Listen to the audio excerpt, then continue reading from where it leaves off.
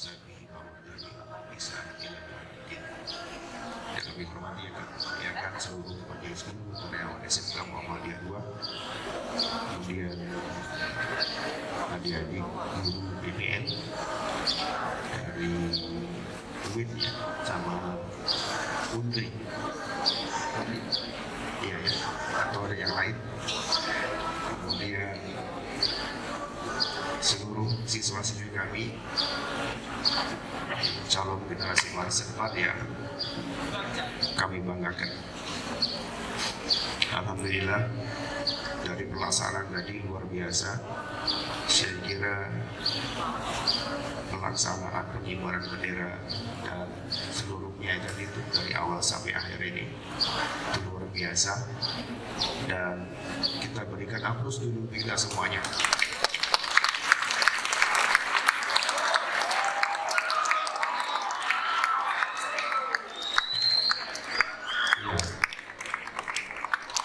Bapak tadi hanya bilang kita berikan aplaus, tapi ternyata ada additionalnya, ada tambahannya, pakai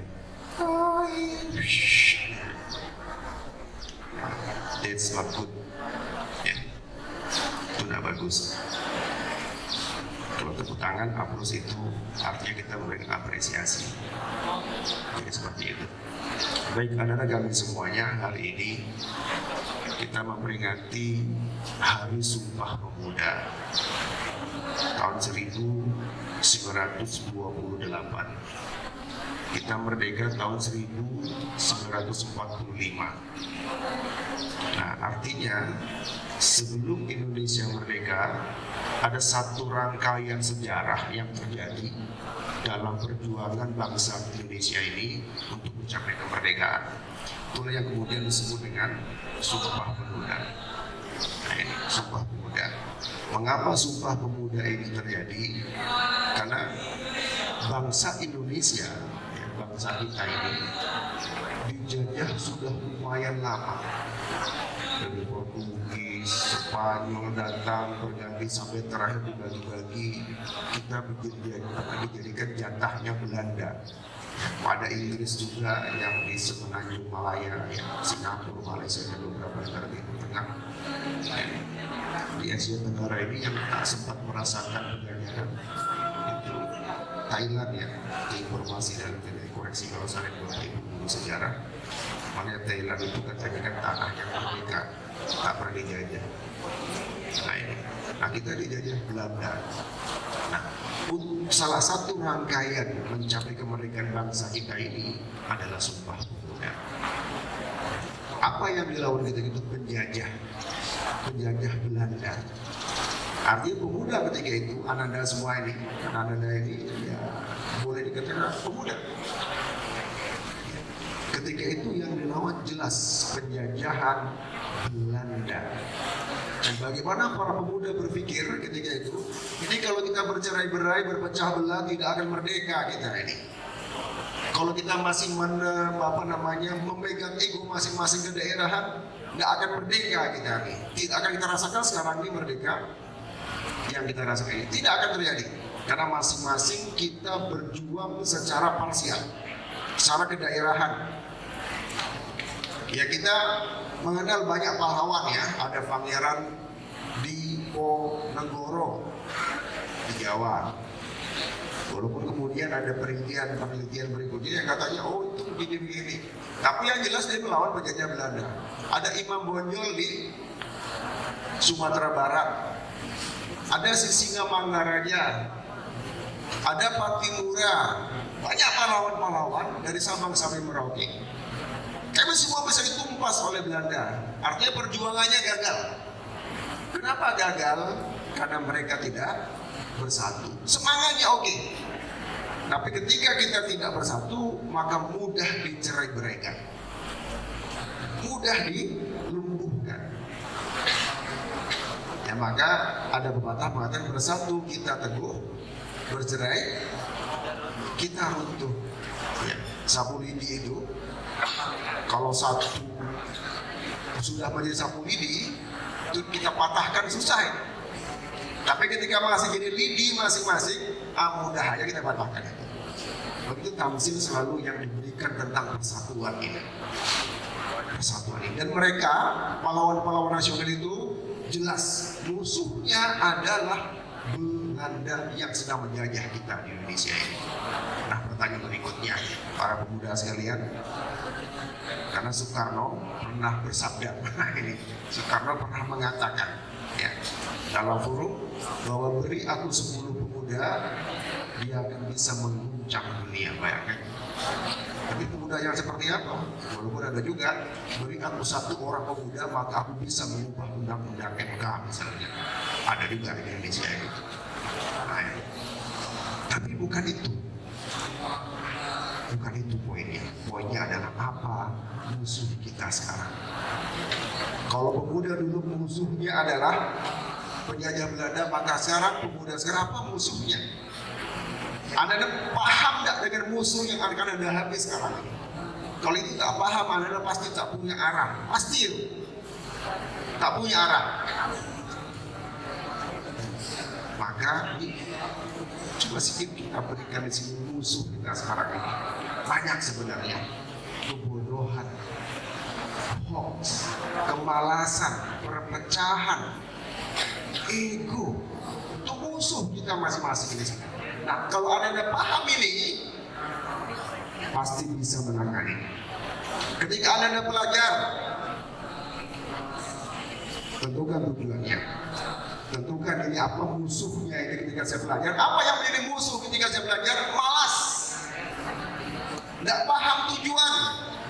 Tunggu sekali-kali masuk ke SMK Muhammadiyah misalnya, Muhammadiyah 2 ini, mau ngapain di sini? Kalau tidak ada tujuan, itu kan sulit musuh udah masuk. Maka selalu Bapak sampaikan dalam kajian agama, kan itu ada ayat berbunyi kullu fisil mikafah wala tattabi'u khutuwatis syaitan innahu lakum aduwwun mubin. Jadi selalu Bapak sampaikan ya, untuk mengingatkan bahwa ini terjemahan bebasnya seperti ini. Hei, seluruh anak-anak kami semuanya yang sudah masuk ke SMK Muhammadiyah 2 ini, kafah, hendaknya kalian belajar sungguh-sungguh, wala tattabi'u khutuwatis syaitan, jangan ikuti musuh-musuhmu yang menggoda kalian untuk tidak berhasil. Innahu lakum aduwwun mubin. Sesungguhnya musuh-musuhmu itu yang menggoda-goda itu akan menjerumuskan kalian untuk tidak berhasil. Pemuda dulu sudah menggunakan pelawan yang dilawan itu penjajah Belanda bersenjata modern. Kita hanya babu runcing, tapi kemudian dengan sumpah pemuda tadi bertanah air satu, berbangsa satu, dan berbahasa satu. Mereka menjadi satu kesatuan. Dan bahasa yang digunakan adalah bahasa Indonesia dari tanah Melayu ini. Sumbangan terbesar Melayu ke negara kita adalah bahasa Indonesia. Karena akarnya dari sana. Mereka kemudian bergerak sampai tahun 45 kita merdeka. Kalau tidak ada persatuan itu nggak mungkin. Dan mereka paham siapa musuh, siapa lawan mereka. Nah, itu. Mereka akhirnya mencapai apa yang disebut dengan kemerdekaan. Kita sekarang menikmatinya. Nah, jangan sampai kelak di tangan Anda semua ini negara kita hancur. Karena tidak ada jaminan bahwa negara kita utuh dari Sabang sampai Merauke. Sambung menyambung menjadi satu, itulah Indonesia. Lagunya itu masih ada, tapi tidak ada jaminan bahwa negara kita akan tetap utuh. Nah, jangan sampai di tangan kalian nanti berkecil-kecil ini negara yang disebut dengan NKRI. Nah, maka kalau karena pemuda sekarang ini kalian yang umurnya masih 16-17 ya, kelas 12 sedang ujian ya, TKA. Kalian kelas 10-11 ya, paling-paling 16-17 atau 15. Tapi 30 tahun ke depan, Ananda lah yang jadi pemimpin di negara kita ini. Yakinlah kalian? Ini Bapak Ibu guru kalian, kira-kira 30 tahun ke depan, ada enggak yang masih bisa kalian jumpai di antara guru-guru kalian ini? Artinya kalau Bapak sudah kepala 5 sekarang, 30 tahun sudah kepalanya 8. Wallahu alam, entah masih ada di dunia ini atau sudah jadi rangka yang di dalam tanah. Nah ini, artinya generasi silih berganti, dan ini tanggung jawab Anda semuanya untuk menjadi generasi yang terbaik, yang diinginkan oleh suara 10 pemuda saja bisa mengguncang dunia. Nah ini, maka lawan kemalasan, ya, lawan kebodohan, jaga persatuan, ya. Jangan sikit-sikit tengok sikit dah mengajak berkelahi adu otot, tidak ada gunanya. Apa dengar kalian ya, dah ayo berkelahi, kelahi otot itu tidak ada gunanya. Kalau Anda mau berkelahi, arena itu sudah tersedia. Di mana itu tapak suci? Silakan. Mau adu otot itu ada arena diberikan ya. Itu ada pendekar MI itu, ada pendekar Indo ya. Siap. Jadi jangan mubazir tenaga kita itu untuk berkelahi, apalagi sesama kita. Karena itu saudara semuanya. Kelas 10, kelas 11, kelas 12 itu adik-beradik. Kalau salah apa adik-beradik biasa, tapi jangan sampai bertinju. Bertinju itu ya tidak baik. Apalagi kita di sekolah. Walaupun tinjunya di luar ya, di belakang di lapangan sana itu ya Bapak ada kelompok juga ya. Main keroyok segala macam, tidak main lagi sekarang. Maka tantangan kita adalah bukan untuk menjadi yang paling hebat bertinju, tidak. Kalaupun mau jadi hebat bertinju, itu artinya ada. Tapi tantangan kita ini sebenarnya adalah memang menuju, apalagi sekarang ada istilahnya menuju generasi emas 1945. Kalau tidak dimulai dari sekarang, anak-anak kami semuanya itu berat. Maka tiada pernah bosan Bapak sampaikan kepada anda semuanya bahwa ayo kompetensi kalian, skill kalian itu di-upgrade sesuai dengan bidang kalian masing-masing. Sekali lagi, alumni kita sudah ribuan. Ketika Bapak mendengar alumni kita bisa membuka perusahaan misalnya, ketika kita mendengar ada alumni kita yang sudah punya omset ratusan juta dalam 1 bulan, itu kebanggaan tersendiri. Walaupun kami para guru di sini tetapnya seperti ini, ngajar kalian tiap hari segala macam. Nah, ini menjadi pesan penting di hari Sumpah Pemuda, karena kalian adalah pemuda harapan bangsa, pemuda harapan masa depan. Kalau fondasinya tidak disiapkan sekarang ini, ketika kalian di SMK ini, Bapak khawatir, ya, Bapak khawatir. Ya, ada alumni kita dulu, Bapak dulu ini wakil kepala bidang kehidupan Semerangan Pak TNI itu. Ini masa dulu Bapak masih boleh main tempeleng. Dan ada anak yang sering cabut, sering Bapak tempeleng, berdarah-darah. Jadi kalau sekarang cuma ada tegur, ini aja sudah lapor polisi, itu cemen itu. Jadi Bapak Ibu guru ini kalau pun tempeleng kalian ya, seperti itu tempelengnya. Bukan tempeleng macam, bukan seperti itu. Nanti kalau seperti itu ya langsung tuh. Nah, tapi dulu sampai berdarah-darah ditempeleng, dan orang tua tidak protes. Kalau protes, ambil aja anak kalian nih, seperti itu aja. Kalau sekarang kan Komisi Perlindungan Anak Indonesia, tidak boleh ditempeleng. Makanya Bapak Bibi itu dia pesan, Pak anaknya merokok, merokok biarkan aja lah, itu aja. Kita rusak aja, walaupun waktu kalian merokok juga di luar sana. Tapi itu tidak baik. Yakinlah, menyesal kalian nanti itu. Yang menyesal. Pak guru aja merokok, jangan tengok guru. Nyesal juga guru tadi itu, tengoklah. Nyesal juga ada guru merokok sekarang ini. akan nyesal pada masanya nanti. Nah, sekarang memang belum, tapi pada masanya akan menyesal. Nah, maka jangan ikuti. Nah, karena itu salah satu musuh kalian. Narkoba itu bermula dari ngisap rokok. Orang yang tidak ngisap rokok, tidak mungkin dia akan terkena narkoba. Dan salah satu tantangan kalian adalah narkoba tadi itu.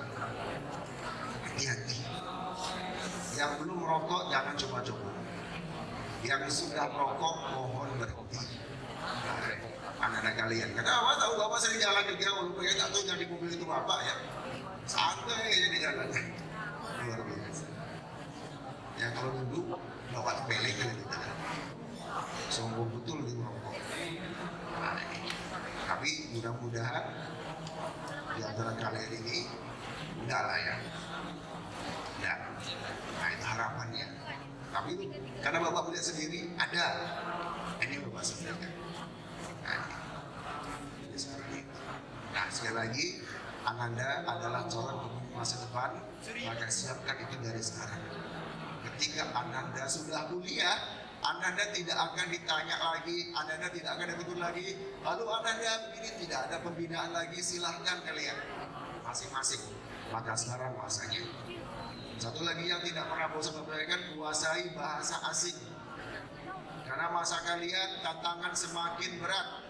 Ketika Anda menguasai bahasa asing, apapun itu, maka satu pintu, satu kunci dalam kehidupan ini sudah kalian kuasai. Satu kunci sekali Bapak sampaikan sudah kalian kuasai. Yakinlah, ya. Kalaupun Anda tidak kuliah, tapi berbekal bahasa Inggris atau bahasa asing lainnya yang bagus, Anda sudah punya modal. Yakin. Dunia ini insya Allah terjamin. Satu saja kuasai bahasa itu, dunia ini sudah terjamin. Bahasa asing. Nah, ini selain skill, kemudian bahasa asing, insya Allah masa depan akan cerah. Baik, itu saja mungkin sukses untuk kalian semuanya. Sekali lagi mudah dari kurang lebih 600 orang ini adalah harapan Bapak. Ada yang jadi pengusaha, ada yang jadi pejabat, ada yang jadi presiden, ada presiden, ada anggota DPR. Pokok semini-minimal mungkin yang jadi lurah. Jadi murah, tapi jangan lupakan suara kita ini. Terima kasih, sukses untuk kalian semuanya.